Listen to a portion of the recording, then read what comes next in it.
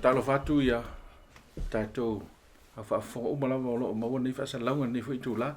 fifia lava e fa penao na talia ma fifia mai utou i tatou suenga nei lona fa tatou le sona ile tatou por kalame ne le sona fa moi ia fatalo fatu fo i ona le tua sunga tanga sunga fa farenga tanga ma se fo i le sunga to ina ia Chris samana talo ya ma tut fa talo fa uma tu lava ya to fa stai mo le to teria fo i o tatou por kalame nei ave o se por kalame va lua mo oi ia ile nei vai teimi ma vai tau ua fa pena ona lokaina ia tangata i tono la to mo to malau ia o se teimi ava no mas panga no tatou te fa so ile fionga le tua po fe lava la o e mai mo mai ni fa salo ile suafa manu malo i so ke riso te fa pe to ita lofa lava matali na mai oi ia ai ta u tele tatou sa ili le nganga o le tua ne ia maftaina le ngate mato ia fa pe fo o lo mai mo mai o le la fa tatou talo le tua mafta mai la o fiu se awala fa apto le ngate o mato na tunga mafufunga ai fa pe fo ile tua i lau fa nau fa fonga o lo mau ne nei fa sa lau i so se no fuanga fa afta ia vi ia lo suafa ona Yesu amen amen o le sono no fale nei o lo tatou tala noi nei le mta upo fa tau o le tusi pa ia o le pule lea i le tatou su enga fa tau i le tua po tatou tatununga i le tua inis famtalanga o le tusi pa ia lima taitaina ia le tatou su ina o le tua amen awa e tele awala ia tatou tala noai au tu la vole nei vai aso e tasia ia le aunga po le fa pongai ia e tatou te marmala mati i le tua malon finengalo mo tatou na o tusi pa ia lava ai pila pita ila e vai ngai fa ia tatou tala noai no sunga Christmas sunga mtanga ia la tatou amata tatou mau e ta u tatou fa ala wilo le mau le awal mau le fa vai uma lava nei fa so ia se fai tatou fai tau tatou mau nai le Isaia ia rom tau pe valfo pe luas fut amon mo le lava ya ina sa ilia i tu la fono ma le mau a fai la tu te le tau tala i tu sa mai upu wole ai lava se malama ia te tau ia se i fa so ia lo sunga pala le wingo tatou mau ia mar so ta inga man autu ia o le fa vai le o tatou sai di lingo kwata ina ia fa tu mawina ma fa mawa ale le lo tatou tatununga o le tuspai o le fionga le tua me mo mua na o fa vai mo mua na mai tatou le sono o tu nai le o lo lima te ina fo il tatou fa so ai o mai lava le sono le vaso nei ina ia o ni fa ititia ia fa mawa aina le tatou tonu atotoa o le tusi le o le fo o le fua le o le ngā ruenga patino lava le tua ia ina ia ta penga masaunia le momoli na mai o lana lava fionga e tai nei tatou pe o tatou maule mai salamo salau male surifa salamo lima o lawa fionga o sulu le o vai ma le malama e wala ia e mafai ona fasino il tangata totino to tasi ia e mafai foi ona fasino la inga tangata atoa ona ole nga wenga la e po tulanga tonu la e ole afionga le tua o me uma na fai le tua mai la matanga o fuanga uma foi le tua ma le fine ngalo atoa o le tua e faali mai ala la na fionga po o ana upu po lona fine ngalo faali le o tanto susuina ma tanto ilone so le la fa mel tanto mau ma tanto tau sisi e lava la ile fa vaila sa ili la tanto le mau ma le e tanto te sa ili il tu la fono ma le mau o le isi le so fa tau fa upunga e fa matala e tu spaia ma e mal mala tu spaia le tuspaia o le tulafono ma le mau o le sinai ngo e fai ngo ia le tuspaia o se lava temo Yesu yo e temo Yesu wa o mena sa fa sino ia ile ia le ia o onga ma foi ma fa matalanga uma sa feo ai le vao o ai foi o le au fai lotu ma le au sai ili ia ma Yesu lava ia no wa fio mai mon so ma no nu na ia mfai la tu sa ili po le upumoni pe o fisili le sa fai ia Yesu e Pilato o la upumoni ia o le mafuanga na le na fa mai le maule a tatou ia tatou sa ili il tu la fono ma le mau a fai la tu te le tau tala e tusa mai e upu o le ai lava se malama ia te la tou so tu spa ia la o le fa vai le o le fa vai ai uma tatou me fai a to ma tatou upu tatou fa tala ia o le malo kala punga e o tatou fa so ia so mtangia after o me monia e ka ko ke le loa po le ali me sa o le me se o me o mai o tatou mai te wina te do e kalesia se umala to e tasia le la to claim me la to tu spai o le fa vai o la to te tu o ga pita e le sa o tu langa o te tununga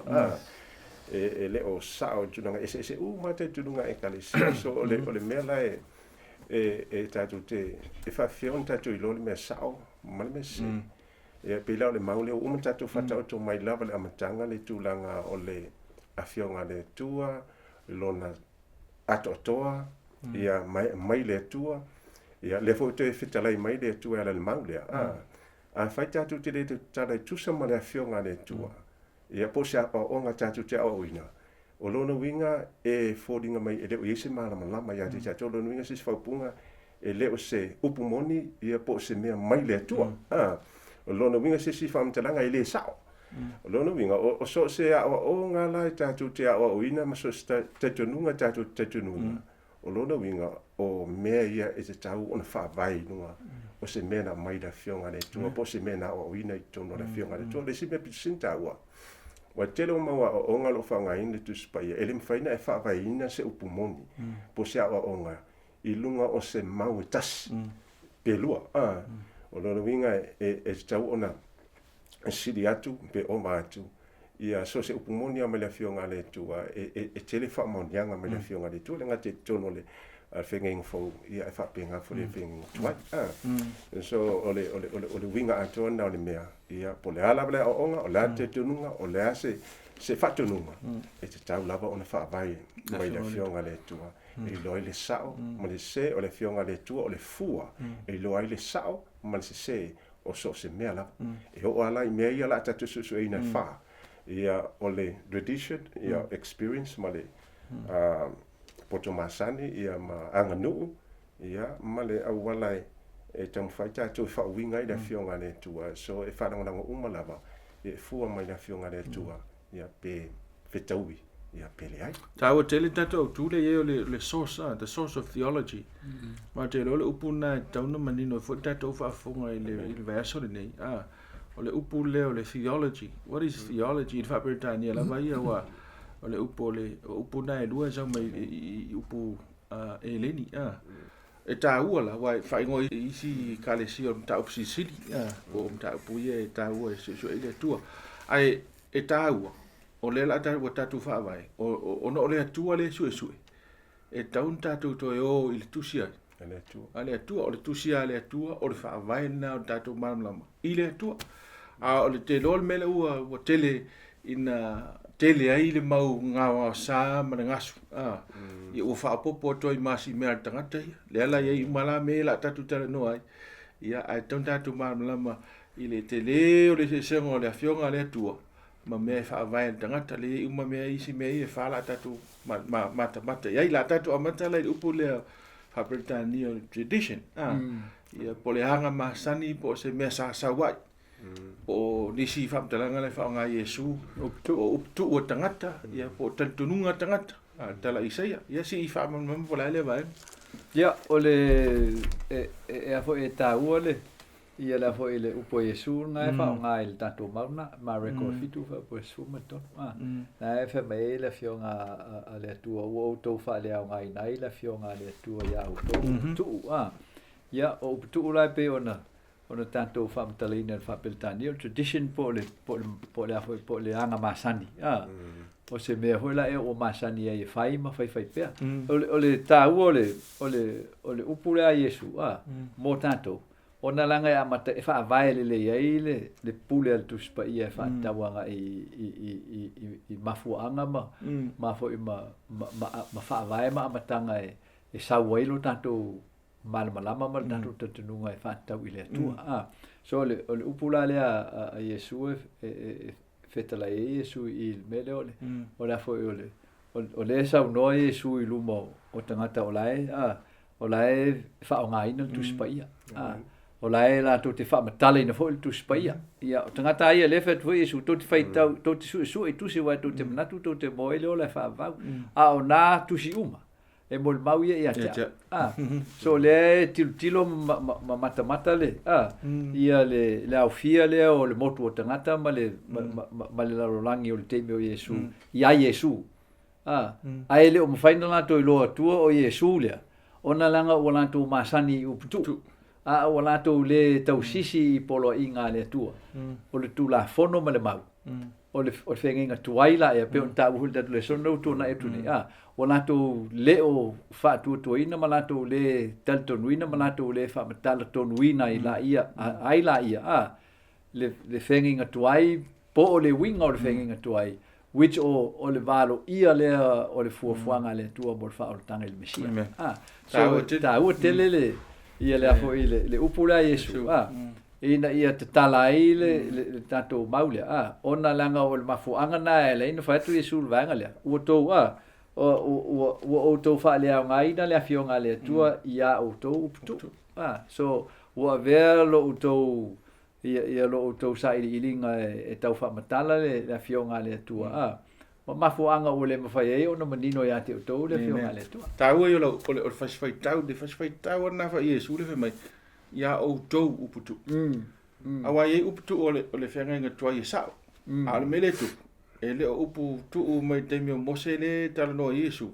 A uputu o mai teimi le an whata whenu o le tua le na kele le filo ngia ma le o onga stelo le onga se. E tāua la le vaenga la ea. Ona o le uputu o la le tala noa i tātou e sao e whaavai lunga le tuspai. O le upu e whaatau le fuafuanga le whaotanga. Le upu le whaavai i le kene se tonu suma lima. O le valo ia o le mesia. So upu tuuna le na muli ai, for example, na muli ai a pedu. Na muli ai a tamu. Na muli ai a peramu. O upu tuuna la ia le mana o ia. Ia le tua. E wha taita i tato. O uputu i o te lole tarnoa Iesu i o uputu na whawhaua e takata. Ia, a le taua Iesu, o uputu e whaatau fulungo ripu. O fulungo o ipu inu ai, ma ipu e ai, ma whango ingo lima. A e le eise meo mena i e whaola ina ili tangata le na sau Iesu e whaola. So o mea lai whawhau e tangata, o mea nai tau o uputu. Ia, sambi. O lea foi. Pe e lua ia i tua inga uputu ule mention mai i mta upu le fitu. O le tu sida mareko. Whai mai ina ua wapa iatu lau whasai o ia o mai lau so Iesu na mai a aise tu lau. Ai le whango lima. Ma tau lia la o le te tununga po uputu o le vaenga po le latou a o ngā masani ai. E te tau a ona, e le te tau ana e tau sami pete ai.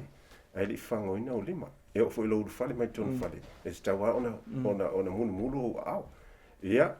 E o foi i le whaonga ina o e te tawa ona fulu ipu. Ia e te inu. Pe te tau mafa pe whaonga ina. Vai mai la whamtalanga. E pe fōlinga mai i le whamtalanga le Iesu se o whai tau atu le. E lua la mea le ngatala ina. Ia ai o le whamtalanga le a le whai mai i Iesu. Vai mai le whamtalanga le si i mai lo Iesu le maufale a Isaia. Vai mai Isaia nai luas fumalaiva fa pisu tolu fa mai ua vivi mai le nuu ia tau i o lātou langutu a o lātou loto ua tau mamao ia tau fa bala fa ipule e fitu fa mai e tapua i fua mai i lātou ia tau i lo lātou le mea le vaenga piu sila len taua i lo lātou fai mamata upu o polo inga tangata o lona winga o lo latu a vea polo inga tangata o se mata upu e wha vai e ai te tununga ia polo e kale se tai ia fa mai na fa mtaranga a Iesu fa mai a wa o tu o le polo inga le tua ai ta ofi upu tu a tangata o le longa e le leia ia ia tradition I leisi tu ai e pela a o melo la le tu le pe folinga mai ua a mai a o nga tangata e avea ma mea o se me fa vai ia pe folinga mai ua liu upu moni le mea le tau ona avea ma se upu moni ia o ina lola avea ma se a pela le fa mtalanga le a mai le si le upu tu le a mai muni fe mel fetalenga Yesu ia o ko solia le tu la fono le tua inga o ko fa mai le tua ia o to wava ia o to tama mo to tina ia fa mai oko ole ale me o to manatu e te tau ona faia I nei taimi nei mo to mantua fai loa ama a umalo nga ole ko ia vai ses o longo vinga ses fa punga pole ala se bele le te faia mo mana o fa tau se ta vale mo matu temine a umalo ia o longo ke pole ape pole ame na o mia pole ase me ko mga mia la wa ia o nga ngala ko sika me si wa faia si o ngana po uputuna ale a yuta ia le fa vai ia te tununga la wali ia which is ole wa fa le nga ina ia tu la fono ne to mai dia va luta manu tina ele o me ele tu se taimi se piliote e fa tu langa ia lo na winga o lo langa ato se yo o la temi mali li wai ia pe ole ala va tu langa ia mai malolosi pole ala va e sta wala ona e tosi mai ava ia ia matulanga o me fa pena ia pe o nai mo onga la o onga tangata ua fa ta ua tangata ma ua la langa fa tas ma tantonunga tangata I lato tantonunga ile tua wale tau no I le tato su enga ma tantonunga ile tua pe foringa mai o le wala langa fa tas ia tua ma me ia tangata I me le tua ma o foringa mai wa talia mai talia tangata ma o nga sena pe mon na so ko se ini sfati ta inga onga o mo me tu manga o talia tangata e fa o moni ne vai te mai sala te mini o tatu ia e taua wai o nai fa ngai sule si tangale mai mareko e fa sim tonua nga I tu la fono ho ie ale tu e fa tau il tau pule o so fuango tangata ona de taua ile ava I lo tama mo tina ia ai fa ngai tato tu o su ia fa pena foi la ia il tu langa le pe o tato mala mai fa tau il sapati ele tu la fono le tu la mana to ia ia mantua la sapati fa pe ina o aso ono nga lue ala sfitu o sapati le ia iova lo tua ma fa matala atili le tua le ia le mafuanga ia lai ona ia le sapati ona e ono aso na fa ia le langi me langi sami puno vai me umalo ia ala sfitu na malo ai fa pa ia fa saina fa manuia ia mo tangata ia wo o mai ona pone ua lua fe nei mo tupu tau sanga il tatou tal fa solpito ai mamao tu itua inai lo lua fe ua ato lo no afe tau sanga o fa il te apolo polo inga le mai sa fa ia la vel te apolo yang nu I uputu o tangata ia le swing ole fa vai ole sa pati ole tua ole tu la fono fa manatu il tangata yang atu pulanga uma ole tua ole na faia le langi ma sami ole na foina me uma ole o tau I le vi inga ma fa manu ma fa ne tanga so ele I fa tu atu pu il nei me o leva na eli mai el tarakole ele los fa inga tu la fono le ale tua ia le la wo mai neon po le la wo o tele ole la langi le we nei o tau sia le tu la fono sai fa vai lunga uptu mai o fa vai fo ile ole o swing ole o tu la fono pe ona valo ia mai I valo anga ole tu si o taniel ma le ana fa tau nu le temi ole a fo ole o tal fa sol pito le karesia ina o tu la mai malo roma ole tu langal na le na valo ia ole a ona suia ai le tu la fono ma taimi ma fuanga I la uta to loanga ole mau fo I le pule na suia le sapati mai la sofitu I le ulo yaso e fa vai le lato pule e le lungo le fionga le tua ai lungo la to lava uputu ma la to lava nu ma tu ma masani le alai ona la to fa vai na le sa e fa vai lungo to tu Yesu ai le fa vai na lungo fa na tuino nga rengo fo fanga o tu la la ia le ia le tau ave ai le tau tātou. ave nei ai tātou le o lo fa nga ina le o lo to tele ai e o lo o la tau sia pe le foi sa le ulo ia so pe o sa patia a o sa patia io o tu spa io o sa patia sfitu o le vaiaso le la fa tai le tu o to mai le no ya tātou to tai ele il tātou tanoanga le la fionga le tua ina ia fa sa wa ile tātou mamlamanga a wai le ia si so tātou fa pe ele mana e mamlamanga le sa ya le la nei tele lo fa so le o manino mai la vai nga le wa e se ta u on tele ila to e fisidi al fisidina o le o nga le sa pa te sfitu la o fo ela fa mai fo a wa fo ele malama ta wa tele la ta to mo fa vai o se te utala ia upua ele tu sa male mau ma tu la fo ele i se malama so ta wa tele le lo malama ele te ia ta tu tala no sa pati e au no male ta tu su la fionga le tu ala o nga monia na o nga fa vai de tu spa ia ele o ni o nga tu so ta wala le la o ta tu lo nei ele te taun fa vai ina ni ta tu nunga tu wa o la ya Yesu ya on ma fa na la ina tu ai tu ia Yesu au fa sai o ma tu su nan fa bo tu va nga ele taun fa vai ni ta tu nunga uputu o tangata ona langa o vai nga na ta u fa ma bla mel melo uputu ese uputu o tangata ese uputu o le tua o uputu la le tua pe on tato lo ile mo I lu afeta usanga ele itu si ese tu spa ia ai sa fai sa tu ngutu mai le fionga le tua sa feta lai ele tua mala tu tau veina le fionga le tua so uputu o le tua fa vai ele o langa ai le uputu o tangata amen nga konga sa nga tonu na le me so ta volta to o il tu spa ia ya po uputu o le tua o le la ta to o tu vai nga le tarnoina o le tu langa ile experience o tangata po le masani o tangata po lo nei loa I loa me o le langa ia ono o lai po ua fadeitai po ua tofo ai so lela ata tu va ai e fa fe ona tato fuina le vai nga wai tau fo na vai nga tato te lo le me moni wai le faina na sau ia so mtang ia po lo sunga kwis e fai me le ia tala masani ia tato ia wa e ola po e tofo ia e tau ale fa fenta tu fa pa le ni me nga na mana fionga le tu ile lo le o le tu te ole okay lo le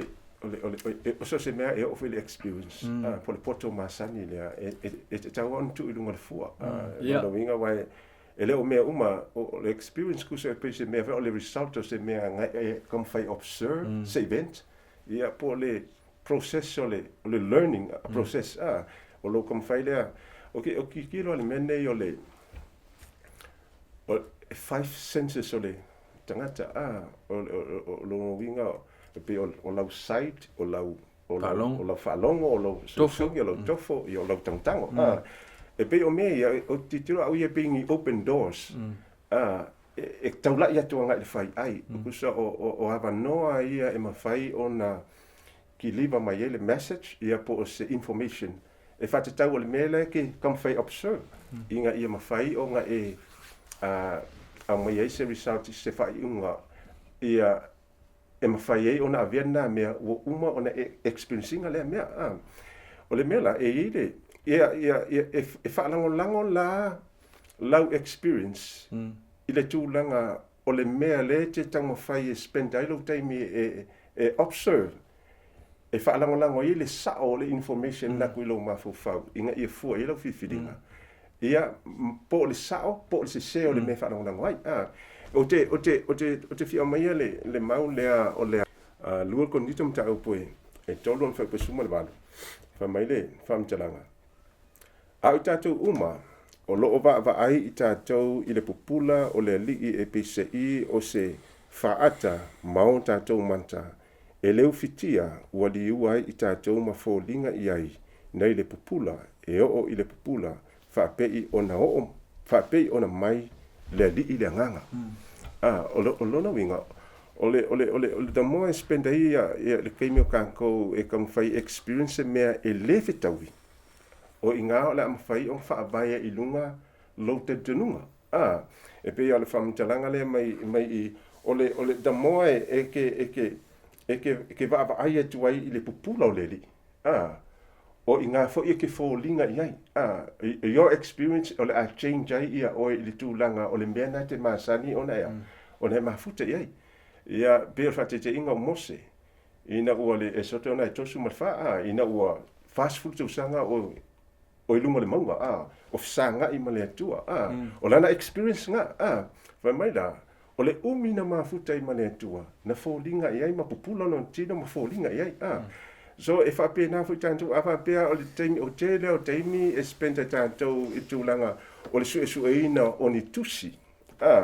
ia po tusi e me tau evolusi e fa tau evolution ma me fa pena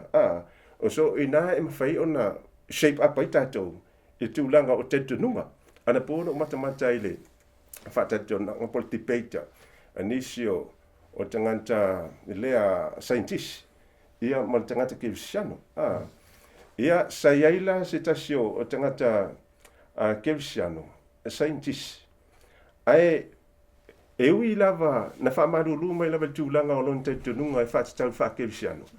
ai o mantua te tunua ia il fa evolusi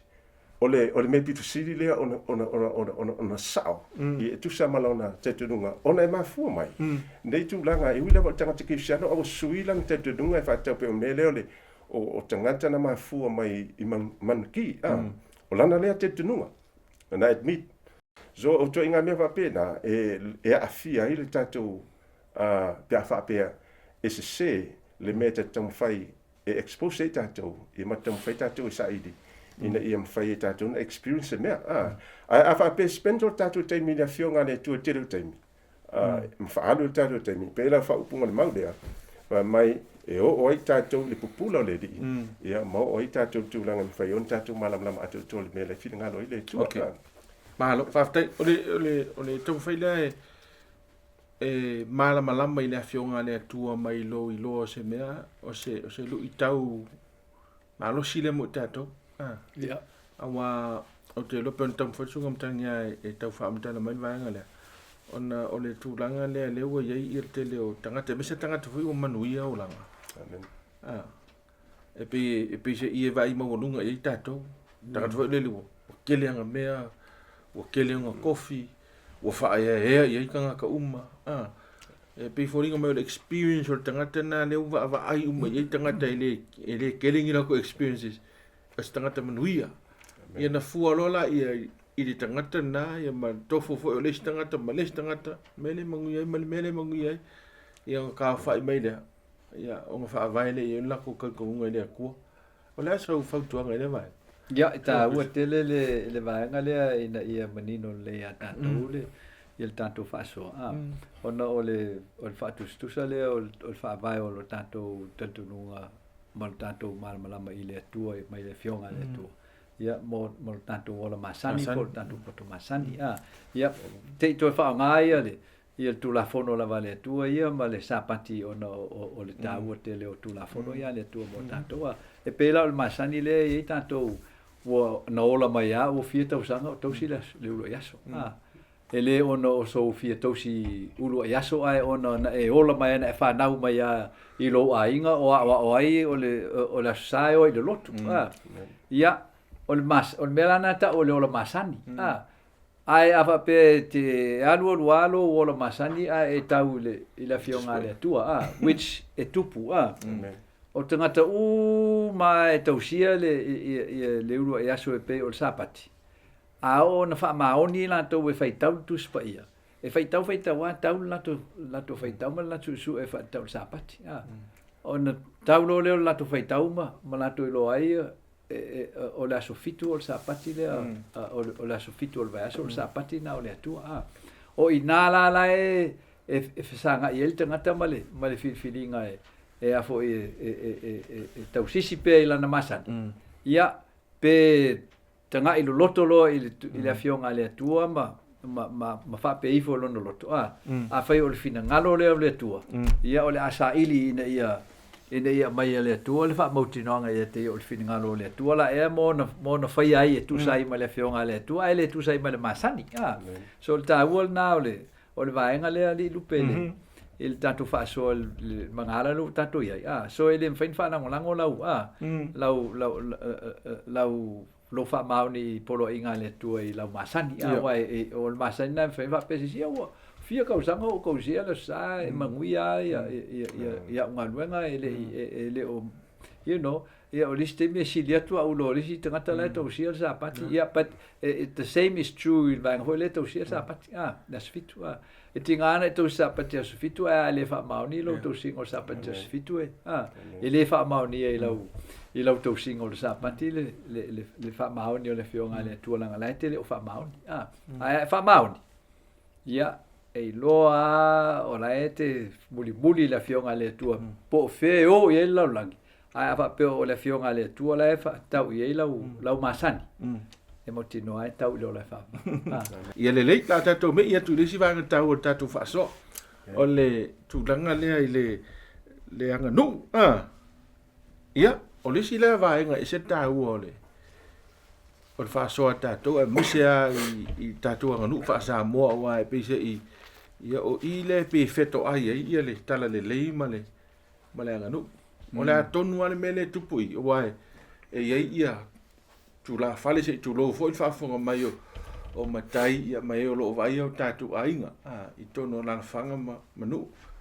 e fōlinga mai I le vaai to tele o tatou atunu ia me se foi su tatou anga I whanua ma langa nu fa Samoa e te taua ona o fa atasi langa nu ma le tuspa ia o fea tauna toso ile laina I le tūlanga o tatou maanga I le atua mono whitanga Isu ngamtangia ele mau le mo mori ale mta po luon pe fulu ma le lima ma le sumo le ono fa mai fa mtalanga a watu te man na o le langi po o mea o le langi amen mai pe a fai e mana o se tasi I le langi e le o ya te ia le lofa I tama fa mai lo la ia le fa lo te mai lo fa pe sumo le ono mai o mea awa o mea uma lava o le langi o le tu ina na o le tino ma le tu ina na o mata ma le whaadia vale o le nei o langa mai e le mai tamaia ai mai le laulangi e le ia se whainga malo o hami o kongo e o man teimi nei e o kako ilo lala ia e le o te ina e le mana o le atua whainga malo uma o lai e whaapolo piki mantulanga me uma mai o mantulanga le teimi nei o tatou mai tawinai e le mantua fete e nai o tūlanga o tatou nunga ma whaatinonga ale lalo langi ma o onga ale tuspa ia pe mai la fa mtalanga wa to te tanga te le yo tatou le ngate pe o teimi nei ia o tau o si tanga te e la ufa na we ale e train ia I mo meo onga mo lulunga ina ia mo le poto wisi se lisi me le anga na me but o lisi me o le ave to e koleni I talonga ina ia tapta ua famous ia mali tele o tupe pe o me ia le tau o si laulangi al fuinga na fa mtalanga le au nge ka ko kuinga le laulangi I le tino ia matu na o mata mal fa dia o le nei o langa o me uma la pidong tonga mena o au wala ia o le ma fai ona so di mai e ave e sea mai ai I tatou mantulanga o le tatou te tununga be o le afia I tatou ia mantulanga o le tatou te tununga I le tua wa so stangata lava e tu ina nau pe manao I ai o lona winga ele o te ina le mana o le nganga le tua le te ina le mana o satani le nganga o mea uma lolangi o lai pilong I le lolangi which is o lai control satani ia pe ola o le winga na mea o tele la me fa pena o ia o tau fai tangata e amai o se part o se vaenga o onga al ekalesia lo tunga Chris so fa lo tele o fa vai o mai o le anga o le se singo anga nu pe fo se o masaninga ma le se singo uptu e ia le anga nu o le tua e fo le anga nu o la lang le anga nu la lang le ta te vai e o tu na nau fa vai ai a le anga nu o le tua vai le fio le tu e fa vai le anga nu le tua ile maule e ho e mai il tato poto masani le roma lu po fa le mai po fa ta va ia te o le faulai o lona anga malu malona fa pale malona ona sai o lo e le loe te ita ina o e le anga malu o le tua il salmo ia o le fa vaila e o le anga nu o le tua o fa vai o le anga nu o le tua ina e te ita to il salmo e le o le fia sili e le o le fia lawiloa e le o le fia atua e le o le fia pule e le o fia taua e le o le fa vaila e o anga nu o le tua so a tato tala noa la e le fa vai o le fua le tua ia na mantua la ia upu fo ia Yesu pe upa Yesu on so o le larolangi e li ta o tou le ai o le fia o tou e fia mua ia mua na mulmudi ia o le fia o le pule ia e mua na au so ese langa nuu ale atua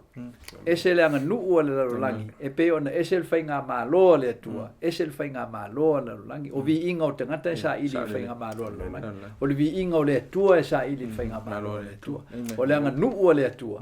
e fa vai lungo o fuafuanga o fa o tanga le na tu e le atua ma malu lona pa ia lona malu langi ai sau o fa ma o lalo ia o ia ina ia fai o ia mang sala mo tatou o langa nu na le atua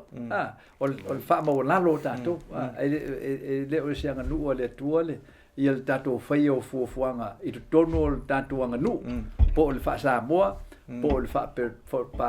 pa langi po le fa Afrika po le fa Australia po le ala malanga nu masani a fa vai lungo fa vai o onga ale atua mai tuspa ia e onga tasi ia la fo le masani le ola masani o tangata ia malato uputu fa e fu lungo la fionga do va po onga na tanto fa sole tanto ia fu me uma i la fionga le tua e leise me le o mo e tono la fionga le tua ona o le tua na faia la inga tangata na fa vai fo i le tua i le anga nu o uputu o le masani ina ia i loa i le tangata o na finingalo mo muli ai so e tau te le nei malo tato lo o le si me wai e tau te loa la nu pe ala fa o le fa sa mo tau te loa i le tu se vali le tau tala ia o le tau sami se tu lo o me umana e tau fina tangia i le anga nu le fa mai me tu spai yes o fia lai te alu lala e tasi ala anga nu o te rongo fia o le kerusiano e usta e tu spai ia Chris pe waru ia Felika fa pe o ia Felika awa tu sa ta tonu tu sa ta tala tu sa ma fo so e ta uala o ale sina va nga fa ia tu spai e le mo tasia mai lava tatou i le tūlanga i le ngate te tununga i le atua a wala soifua amen ia so faiso e tau ale la tatou fa solo atu ma fa i u tatou fa soa i le tūlanga o mana le tunga ia po le mafau fungo tangata po le reason ia o le si le vaenga fa i e fai fe au se tulo ia mai la tau e fai mafau fungo e mala mai i le atua mono filinga o le mafau fau pero au fai filosofia a Eleni le Sao Paulo a tenai ia ai feto ai nama ma le tele o fai mafau fau se tatou va ai le wa le si le me le wa anything ono le tele o fai mafau fau i o tele fu tatununga le fionga le tua si so no ia no su mtanga ile vai ngale o te rele silingia na me ia o le tasi o le mafo na le tasi sa tatununga ke visiano e fat tau le tus pa ima se lot se po tatununga ona e mafo mai o le awale reason e tangata ia nimta upu po le fionga le tua ai e tau ia o le mena mai tus nai le mauna tusina fata oto no mta upu e mua aolona fai upu e fitu na te rongo masa nei tātou ndai fai mai o tata oto na tāku mua fai fitu fai mai o le matau ia Iova o le amatanga lea o le poto ai ino tangata valea i le poto ma le o inga ole e pe ia sa no ia Chris e ole o a lava o nganu e ile nganu o le atua e ile nganu o alalangi e ofo ia la i le poto ma le tamai e le poto alalangi e fa vai ai i awala fa alalangi e ile poto le atua e fa vai le awala le atua o le awala la le atua e fa vai le utatu fa tauina mai ole matau ia Iova o le amatanga le o le poto o le poto ina ia mafai ai on tatu malama le fina ngalo le tua mo tatu steia o lona winga sisi fa upunga o le upu le amatau ia e te mo mai dan tu sina salamona sila sulua fa ipo mo mua fa me o le matau le tua o lo fia le ia polo inga ia o le matau upu e suma le ono fe upu e ono o le tusio o fa ta oto o le matau le tua o lo alo ese mai le leanga ma le sala o lona winga sisi fa upunga ele ia sisi au wala me fai i tātou o na maua le poto lea mai le tua. Which is e te ena i ma le poto whale lalulangi. O le tātou mātata i le tua. O le tātou stai i le tua. O le tātou ngā wai i le tua. Ia mahava i le tua. Ia i le whaingolon whingalo. E pauale le au wala e maua i tātou le poto lea. Ina i mawhai i tātou o na reason na fionga le tua. Pau fai leo le poto mawhai i tātou o na malama le fionga le tua. Mo tātou whaawinga ina sao le fionga le tua. E mawha mai o tātou te tununga. Ia ilunga na o le fionga le tua lava ia. Ia a whaapea loa e whaawai lo tātou watamai. Ia e sisi mea. Pe o le melen tātou experience. Le no whaongai nai tua ia senses e whai. E lima. A vai pe e ese le au wala e ta mawhai o e spend ai lo taimi ina ia mawhai ai o na e suina le poto ma le atamai. Ia e pe o material whaalalangi matulang wapena. Ia pau whanau le poto e te maua. E le mawhai langa e te saula whauinga le afionga le tua. I le to inga tamai na o le asese e ilo. O te maho whau le whaupunga lea. Whamtananga lea tuspa ia. Whamet whamtananga Yesu le tusi lea o Ione Matawisu 5:5. Whamai o le vine o la o tau. O la o mai fuatele mai e fua mai ia te wina ia ina ia fuatele mai. Whamela vanga muni fi whama whaina whamai. A wā e le mawhai o tau o na whai se mea tasi. Pea una maa. E le mawhai ala e tātou o na whai ase si mea au mai whafo. Ato se si mea le ata mai e te tau e tātou o na tātou malamla mai ina mawhawinga sao le fionga le tua. Whamai la ia leo le Ione na e sufa pe ono. Whamai o ni le ala upumoni ma le ola. E le alu atu lava se tasi tama. Ia pe ale ui mai a tau. Lona winga. O mea malava ia e tau on tātou fua umai lalo ia Yesu lana upu. A leo ngatasi ma le fionga le tua. Ia e le mawhai o na tātou malama. I mo tātou whauinga ina le fionga le tua. Ma whaavairu tātou te tununga. I le au wala lai fina ngalo le tua tau on tātou malama mai. Ia pe wasau le tue whaopat. Malo, aftai, Chris? Ia, o le aunga atoa leo le tātou whaasoa o le toi au mai tātou le tuspaia. O a tātou upu e whaongam tātou whamtalanga e whai. O le tau te tala noa ina ia toi au mai u mā tātou e tātou te whisanga i mal tuspaia. Le tusi lea. Le tusi lea lero o iei umal upu moni mo tātou.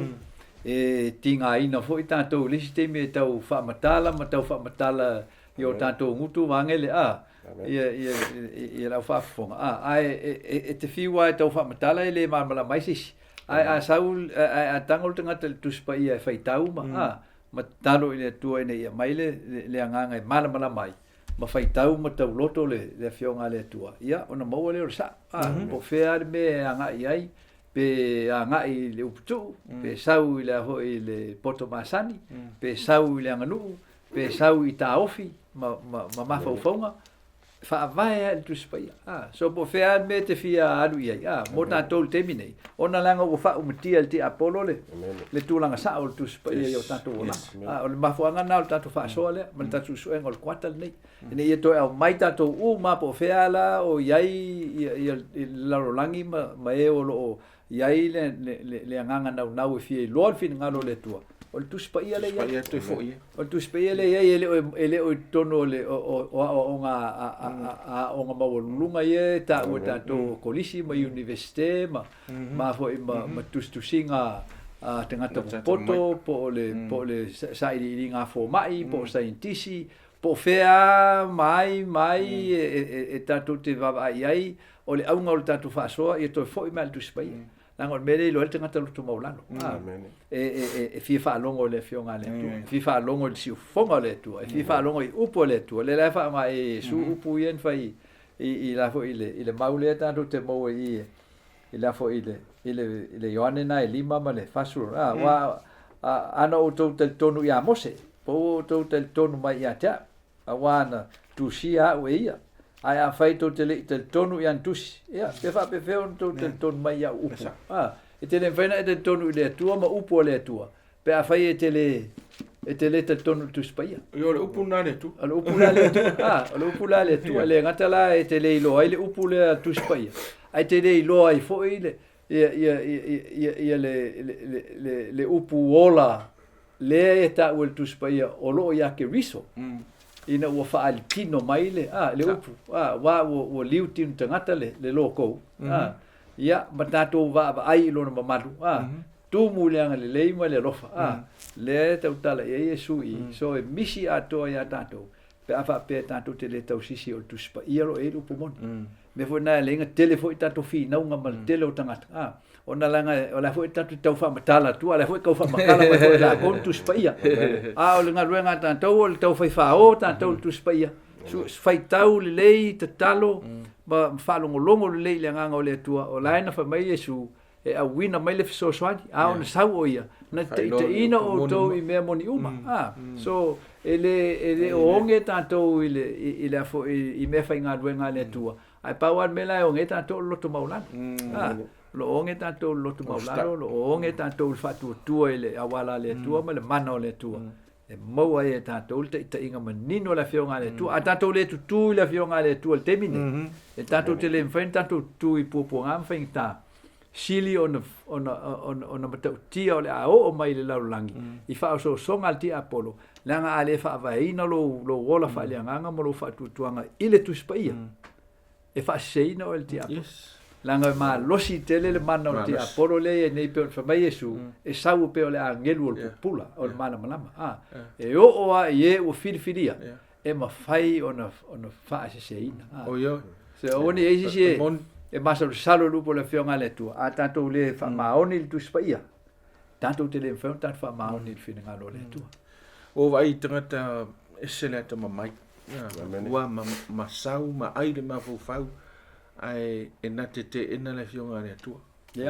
So, o le tūlanga nai o i tātou pēa whaalanga o langa o tasi lava i lau ma fau. Ma lau poto, ma lau iloa. E te whauinga i la fionga le tua. O le silila wai o leo my part is my work is a media person. So wa over ai inisi o tai o le atunu o Samoa ua publicly share their belief ma latu te tununga e fesilingia ai le tuspaia le moni o le fionga le tua. So o tātou whaasoa le nei. E mō so tangata Samoa lava. Malama ngana le tautu whaangaina. I le tūlanga o le poto ma le ata mai o le tangata. E eilun tūlanga. I le whaawasenga ino mea o le olanga le nei. Ai o le la fionga lo le atua. Ia e ngata mai ei ona pātua oi. E sopo atulo. Ia ona e o olola i ele sa ele mawhai o ene toi. O fai ngā tae o ne toi whaatūlanga mai toi fōi mai ai. I le mea te tauna i ero manatu man mawhawhanga i lo malu anga i le tua. So, le tala, te loi i le tala nei tātou le songa i Blurstene o Amerika. Thomas Jefferson. Ina o mana o e whaaliu tuspa ia ma toi whaatūlanga tuspa ia. E whaatūlanga i mea laeta lia i mawhawhanga o tangata. Ia, e whaatūlanga misi a koa tala o lo iei tala o meo o vāvenga ma mea whapena. Wafu o malama ma le poto tangata. E le tari tonu i mo meo vāvenga. E le tari tonu i le atua, e ma whai e le atua, o na whaia i a laulangi, e na o tautala ma whetalai mai i aso i ono. E ngata le poto tangata. E le tari tonu i sa iese lolo. E le tari tonu i mwhaina folo se i a iona. Si, o toi ngā mela nai, o nei limit de poto tangata, toi limit o nei noa. ele mawhai ia o na reason pe whawhena whai ele atua ia mea. Tau le. Wa foi lai pu mo a tato. So me la fai mai na watu la no te lo fai mai lo sa no. Le me o te na to e tun fa vai tato fa sole nei. O tato o ye le tulanga pa u o tangata. O tato ye ile tulanga o le o le tato ma fau ile ma ai ma le masau na fai ile atua ile ato toanga ile amtanga pe na fai atambu ai le yang sal. So o melana po le a le loto le o ye mamlama ma le to fa sa i le tangata e le tai au ile me sa fa ye le tu ona o le ta tu te ile na turanga sala so e te tau na fa manatu mai pe tangata au e poto ye e lo e fa vai alo poto ile fionga le tu e te se fe ai ya o nei motunga afana tu atu ye tu se foi la o mai tau le ile fa so o tato mata o po nei vai aso ele le fa vai o tatu te tunu malava fa tau le tua mai le fionga le tua ya ele se me nei me fanta tu tala no ai o le uputu o poto masani po le lor tangata ya o anga nuu ya male silfia po ta ofio tangata yo la to mana tu mafu fo ele se me na me le ai ala ona le ina o fa tu sa me na male fionga le tua ya po wasilia tu fo na ilo la fionga le tua o tatu tala noanga le nei ma le wata atol nei o le au tu atoa i lunga tu spaia o le pule le ma fa vai le o me malava tatu te faia so a mindu so long fai o tatu le sona ia o na fai le se talo fa mun la tai o se to ma wale te fia ang mai o le i se le lima suma lima an fe pe valu ia mariba fa mai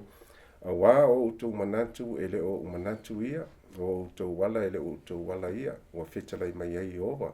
wa e pe ona sili ona mawalunga o le langi ile la langi o fa pe ona sili ona mawalunga o wala yo o tu wala mo o manatu e sili i o tu manatu e pe ole na e tau fa ia mai ia o te loa o le aunga atoa na o le mea e te tatu susu enge i le nei aso ma mea e whai am tatu mwhai e sora alpi o mea e le tau mwhai tangata e wha vai i ailo latu te tununga e wha tau tu spa ia ia leo tatu i loa o nei mea uma ia e pea ina ua paul tangata ia ua mapua lost ai le ability o tangata mwhai e o na reason e la tau le tūlanga e lo ai fitu na mea le tua ma mea mai le langi so e pauala le mea mana o mea tatou wa na le tua mana so soani e ala ngalwe ngamana le nganga le tua pau fo na awala wa tu ina mai le tua e ma fai ai ona tatou malam la mai na na fianga e pe la le fam taranga le nen tatou e o la bala i le su ina le fianga le tua le tatou lonei e pauale mea e mana o mea o le tatu e fo i mai a su e la fionga le tua ina i fa vai o te tenunga but e kase kama i mea lai titi ale o te e fio so soani atu e pe o maulen tatu o mai a mua